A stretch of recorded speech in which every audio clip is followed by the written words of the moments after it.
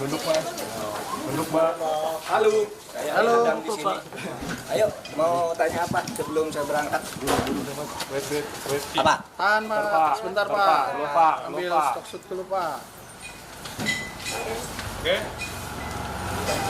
Siapa? Mau tanya Pak. apa?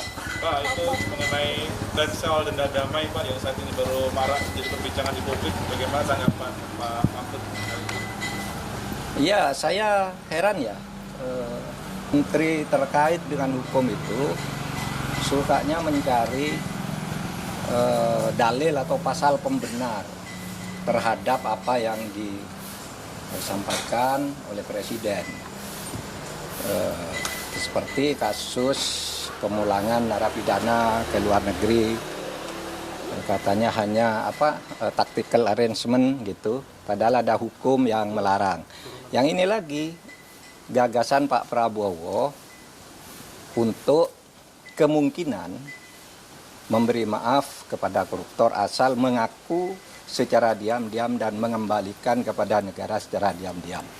Itu kan salah. Undang-undang korupsi tidak membenarkan itu, hukum pidana tidak membenarkan itu. Lalu menterinya mencari dalil pembenar, itu kan ada di Undang-Undang Kejaksaan, denda damai. Denda damai itu hanya untuk tindak pidana ekonomi sesuai dengan undang-undang tentang bea cukai, undang-undang perpajakan dan undang-undang kepabeanan. Nah, di situ kalau ada orang melanggar pajak atau bea cukai, itu tawar-menawar dulu.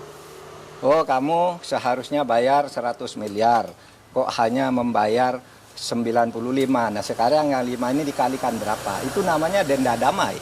Dan itu jelas.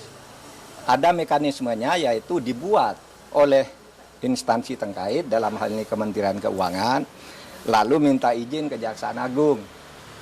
Minta izin ke Jaksa Agung, jelas tuh prosedurnya, angkanya jelas, tidak diam-diam. Nah, sekarang dinaikkan kewenangan ini, Jaksa Agung boleh menerapkan denda damai tanpa usul dari instansi terkait. Tetapi itu tetap tuh undang-undang tindak pidana ekonomi, yaitu untuk kepabeanan, untuk pajak, dan untuk tadi bea cukai. Itu diatur di dalam pasal 35 Undang-Undang Kejaksaan Agung yang terbaru. Dan itu jelas di dalam pasal 35 dan penjelasannya itu hanya untuk tindak pidana ekonomi tertentu. Korupsi tidak masuk di situ. Oleh sebab itu, menyongsong tahun baru nih, mari ke depannya jangan suka cari-cari pasal untuk pembenaran, itu bahaya. Nanti setiap ucapan presiden ditarikan dalil untuk membenarkan, itu tidak bagus cara kita bernegara. Prof, hukum seperti apa yang akan timbul ketika denda damai ini dipaksa diterapkan? Ya enggak tahu, kalau saya sih membayangkannya nanti akan banyak orang korupsi, diam-diam sesudah akan ketahuan mengaku. Gitu kan? Sesudah akan ketahuan mengaku. Kan Pak Prabowo inginnya sebenarnya ya, agar aset negara tidak hilang. Asset recovery namanya kalau itu di konvensi PBB. Itu dibenarkan aset recovery itu. Tetapi yang termudah agar tidak terjadi diam-diam penyelesaiannya. Dulu saya sudah pernah mengusulkan loh. Tahun 2001 ketika saya Menteri Kehakiman, lalu saya tulis lagi usul itu di dalam buku saya yang terbit tahun 2003. Judulnya Setahun Bersama Gus Dur. Mari kita maafkan aja gitu. Tapi terbuka. Seperti yang dilakukan oleh Afrika, jangan diam-diam gitu. Nah, ini diam-diam gimana caranya? Siapa yang bertanggung jawab? Lapor kepada siapa yang mengumumkan siapa? Apakah yang bersangkutan minta damai itu mau diumumkan namanya? Nah, kalau tidak diumumkan, tidak transparan, tidak ada yang tahu bahwa itu melanggar atau tidak. Tapi kalau diumumkan, ya lewat pengadilan aja. Dan salah kalau mengatakan undang-undang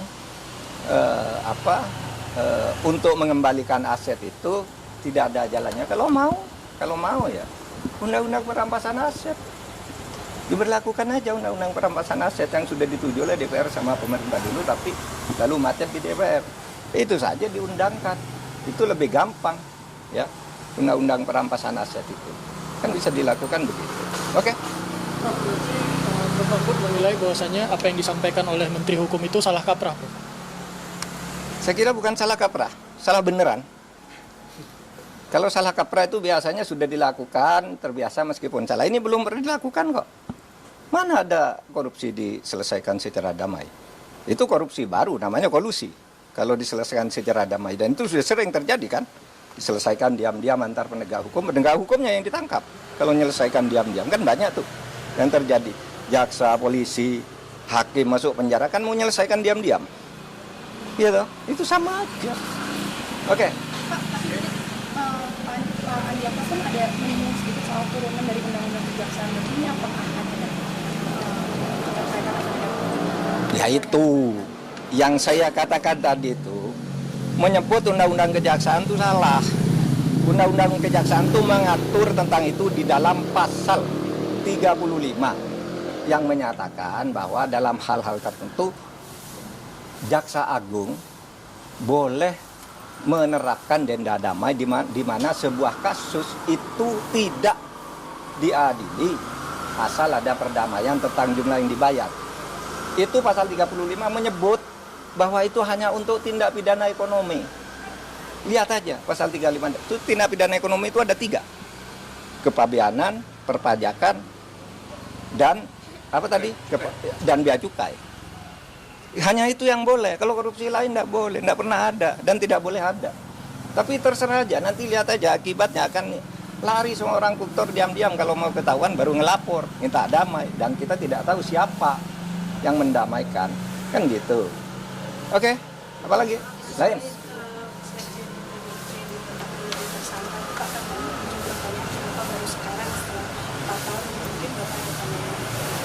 Enggak, saya tidak punya pandangan. Itu wewenang KPK, wewenang penegak hukum. Biar dipertanggungjawabkan secara hukum, secara transparan. Kalau itu dianggap politik, ya silakan aja dipertanggungjawabkan kepada publik. Yang lain? Prof, kan tadi Prof udah nyinggung ya di Instagram bahwa uang denda sama uang penggantinya itu cuma sekian persen. Dan pidana penjaranya juga sangat kecil ya gitu. Dari konstruksi hukum yang 300 triliun korupsi merugikan negara gitu. Iya, saya merasa itu menusuk rasa keadilan masyarakat ya. Ini baru pertama ada orang didakwa bukan diduga, didakwa melakukan tindak pidana korupsi dan tindak pidana pencucian uang sebesar 300 triliun. 300 triliun. Lalu tuntutannya hanya 12 tahun. Dengan uang yang tadi 300 triliun itu dikembalikan hanya 210 miliar. Ditambah denda 1 miliar. Itu sungguh menusuk rasa keadilan. Karena apa? 6,5 tahun itu kok kecil sekali bagi orang yang menggarung kekayaan negara. 300 triliun hanya diambil 210. Lalu ada yang mengatakan, Pak itu 300 itu kan potensi. Bukan potensi. Itu sudah disampaikan bahwa itu kerugian keuangan negara. Bukan kerugian perekonomian negara. Kalau kerugian perekonomian negara itu potensi. Termasuk gaji, termasuk apa gitu yang diduga merugikan perekonomian. Ini uang negara menurut Jampitsus Febri Diansah. Resmi pada waktu itu malah menyebut ini bukan kerugian ekonomi negara tapi keuangan negara. Artinya uang konkret yang dicuri dari negara. Sesudah dihitung lagi jadi 300 triliun. Hanya dikabulkan perampasannya 210 ditambah denda 1 miliar berarti 211. Ini sungguh tidak adil. Coba Anda ambil contoh Beni Cokro. Hukumannya seumur hidup, asetnya dirampas. Ratusan miliar oleh Kejaksaan Agung. Henry Surya, semula dibebaskan di pengadilan negeri. Kita tidak terima. Langsung kasasi atau dituntut lagi dari kasus lain. Naik. Ya. Si Henry Surya ini semula bebas, kita langsung ke kasasi menjadi 18 tahun penjara. Hartanya juga diambil. Sudah disita oleh kepolisian lebih dulu. Atau Surya Darmadi. Itu divonis hitungan kerugian nih ekonomi nih, yang ekonomi nih bahkan. Hitungan ekonomi negara rugi 39 triliun. Dituntut oleh jaksa 39 triliun dengan denda 2 miliar sehingga menjadi 41 triliun. Dikabulkan oleh pengadilan negeri. Tetapi naik banding tetap kena 2 triliun. Hanya uang kecil kena 2 triliun. Ini 300 triliun kena hanya 250 miliar. 250 miliar dari 300 triliun itu berapa? 0,007%. 0,007%. Nggak sampai separuh. Nggak sampai setengah persen. Anda bayangkan itu. Nah, oleh sebab itu, menurut saya, kejaksaan nampaknya kurang konsisten juga. Mengapa menyebut dakwaan 30, kok kemudian tuntutannya 250? Kan terlalu jauh, meskipun sudah dihitung ulang oleh pengadilan, terlalu jauh itu. Tuh, berarti kalau dari 350 jadi ini berarti seluruh dakwaannya itu agak hoax, gitu ya, agak tidak tepat. Nah itu supaya diingat bahwa kita mau mengembalikan aset sekaligus memberikan hukuman yang setimpal. Apapun alasannya, itu hukum yang berlaku dan itu sudah didiskusikan lah soal denda damai, soal kembalian aset sudah didiskusikan semua dan sudah ada undang-undangnya di tempat kita. Apalagi? Di kasus itu masih ada cara untuk memulihkan rasa keadilan itu, Prof? Ada. Kalau Kejaksaan Agung mau konsisten ada dong. Karena dulu pernah terjadi pada Henry Surya. Terjadi pada Yan Darmadi. Ketika hanya mau didenda, kami usul ini pengadilan. Kena kan 2 triliun dan penjara 16 tahun. Nah, kalau ini mau dilakukan, bisa naik banding lagi. Tapi tetap aneh bagi saya kalau dakwaannya 300%, bisa naik banding lagi. Kalau dibanding kasasi lagi, bisa PK lagi. Tapi sementara selama ini kan belum inkrah semuanya. Itu masih bisa dilakukan. Meskipun kasus ini kan agak aneh ya. Ada unsur politisnya kan. Ketika ditetapkan si Harvey itu sebagai tersangka, kan ada berita kantor Kejaksaan Agung dikepung, ya kan? Lalu Jaksa Agung memberi penjelasan diintervensi oleh Brimob atau apa gitu kan, Jaksa Agung ngomong di televisi ya. Lalu analisis di luar itu sebenarnya bukan penangkapan terhadap mafia nikel, tetapi apa? Itu upaya pergantian penguasa mafia sehingga yang lama dihantam agar ganti gitu. Tapi hukumannya tidak sungguh-sungguh. Analisis itu pernah muncul. Saya baca itu dari pernyataan terbuka Pak Ansat Mbai, mantan kepala BNPT ya waktu itu. Dulu zaman saya Menhan dulu dia kepala BNPT, tapi dia berbicara dalam konteks ini Pak, ini kan hanya pergantian aja. Sehingga kelihatannya tidak sungguh-sungguh atau takut. Nah, ini tantangan. Tahun baru ini tantangan. Anda mau bersikap apa terhadap ini? Apalagi?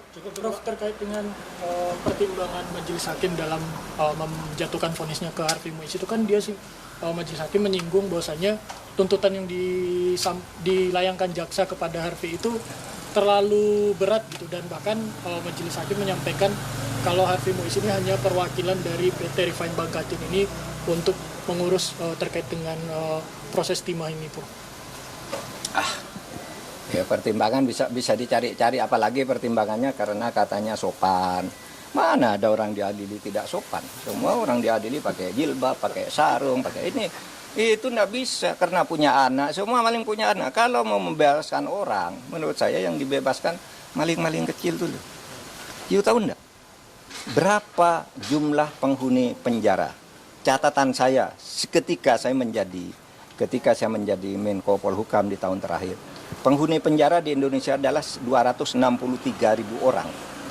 50% lebih itu narkoba, korban kejahatan narkoba. Yang koruptor itu tidak sampai 0,5%. Dari 263.000 itu hanya 1.290 atau 1.300 orang. Itu tidak sampai 0,5%. Kenapa kok ini yang diistimewakan? Yang pencuri ayam, korban narkoba, orang membunuh istrinya karena istrinya selingkuh, orang karena ditipu, orang membakar orang karena kalap gitu. Kenapa tidak itu aja yang dibebaskan kalau alasannya biar penjara penuh gitu? Ini tidak masuk akal semua. Mari kita rasional kalau ingin baik. Kalau enggak ya udah. Tapi saya masih punya asa untuk itu. Prof, soal konsistensi kejaksaan, kan dalam sidang terungkap bahwa ada grup news smelter yang isinya itu bos-bos smelter termasuk Harvey Muiz, dan adminnya adalah polisi. Waktu itu di Reskrimum Polda sana ya. Sekarang udah jadi Direktur Tindak Pidana Narkoba Bareskrim, udah Dirjen ya gitu. Tapi di sidang nggak dipanggil jadi saksi, padahal dia jelas admin grup itu. Nah itu makanya saya bilang Kejaksaan Agung itu tidak dalam posisi bebas sesuai dengan hukum. Kan ada peristiwa yang mendahului ya. Ketika Kejaksaan Agung itu dibilang diteror, ini si Jampitsus dibuntuti kemana-mana, kemudian ada drone di sekitar Kejaksaan Agung dan sebagainya. Itu semua mendahului peristiwa ini sehingga lalu orang sekarang mengkait-kaitkan, meskipun orang bilang wah itu yang dulu bilang oh ya itu tidak benar, sekarang terjadi hal seperti ini, mungkin orang bisa mengaitkan ke situ. Udah? Oke Pak.